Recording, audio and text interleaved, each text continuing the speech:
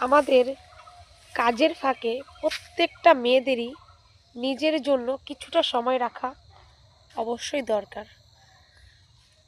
কারণ আমাদের সংসারের কাজ মানে সব রকম বাচ্চা সামলানো কাজ করতে গিয়ে নিজের জন্য সময়টুকু আমরা পাই না। নিজের জন্য কিছুক্ষণ অন্তত সময় রাখা উচিত।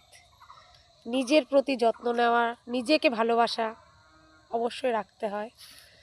যাই হোক, আমিও সেই সময়টুকু পাই না, তবুও চেষ্টা করি কিছু সময় নিজের জন্য রাখা।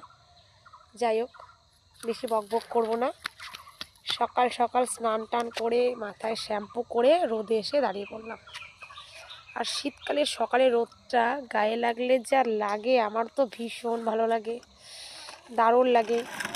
মিষ্টি মিষ্টি রোদ, আস্তে আস্তে আবার গরম পড়ছে, তখন আবার এই রোদটা গায়ে মনে হয় আগুনের মতো ছ্যাঁকা লাগবে। যাই হোক, শুভ সকাল সবাইকে, সবাই খুব ভালো থেকো, টাটা সবাইকে।